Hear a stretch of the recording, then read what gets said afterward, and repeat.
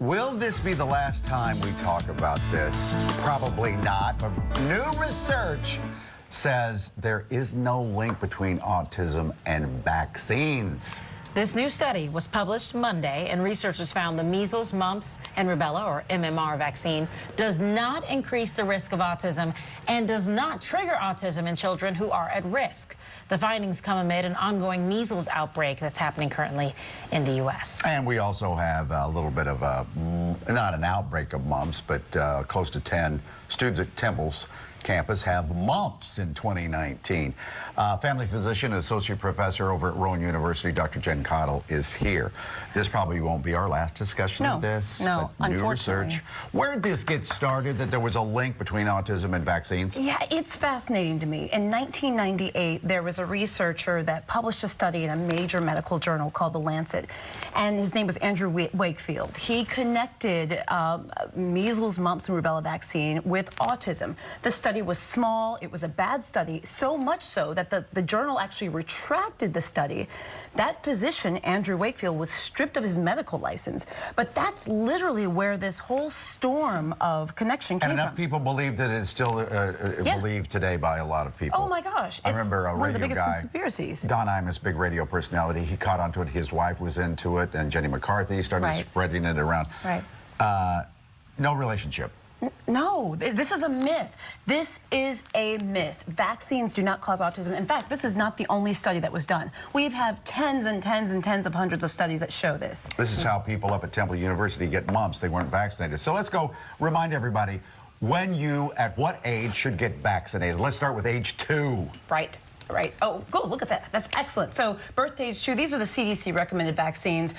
You know, there's a number of vaccines here. Remember to talk to your doctor. I think that one of the things we're not seeing here is MMR vaccine, which usually happens 2 doses around the time kids go to school. There we go. So birth age 2, there we go. The measles, mumps, and rubella vaccine. The second dose is usually around school age when they need to get it. There's a lot of vaccines, but please, guys, keep in mind that vaccines do not cause autism.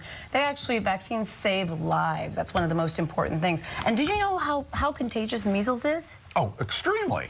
Yeah. 90% of people around someone who has the measles, if they're not vaccinated, will get the measles. Let's That's go how contagious. ages 3 through 10, because you can't just stop with babies. That's true. That's true. So we got other vaccines. So chickenpox vaccine, so important. DTaP, flu vaccine. We want the flu vaccine for everybody over 6 months, by the way. And of course, measles, mumps, and rubella, that's like the 4 to 6 age, and of course, polio as well. Next up, 11 to 18. Oh, look at that. There we go. So we have fewer vaccines. Okay, we're getting into some of the college-age vaccines here. We've got, in addition, we've got the HPV, which fights against cervical cancer. Meningococcal, that's good for when we go to college, important. And tetanus, again, booster.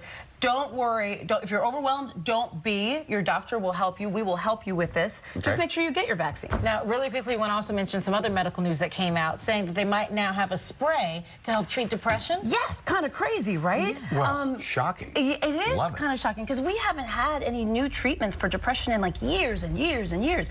This is actually, the drug is actually a cousin of ketamine. You might have heard of the phrase Special K, which is like a street drug. Okay, we're not talking about Special K here. We're talking about a cousin of that drug, ketamine, that would be in a nasal spray form and given to certain patients by specialized doctors who are kind of trained in it. But yeah, it's supposed to be very fast acting, which is different than normal antidepressants, which can take like 4 to 6 weeks to work. So I think it's really interesting. Yeah, most of them are 4 to 6 weeks until they kick in. This is instantaneous. It's supposed to be relatively quickly, like people noticing effects within days, which is this is a whole different breakthrough in terms of depression. That is a game changer. Yeah, it is a game changer. So I'm really curious to see how this will, you know, kind of play out. And I wonder how long it will take till it's all approved and or is it? So I think FDA approval is happening. Okay. I think it is happening. So yeah, FDA approves antidepressant, and I think this might have just happened yesterday. It did happen yesterday. I believe it happened yesterday. So that means people get their hands on it very soon. Yeah, it's kind of interesting. So we'll see. Dr. Jen Caudill, thank you. Or on a day like today, she's Dr. Jen Caudill. Caudle. Caudle. Cuddle. Oh yes. Some of my patients call me Dr. Cuddles. Oh,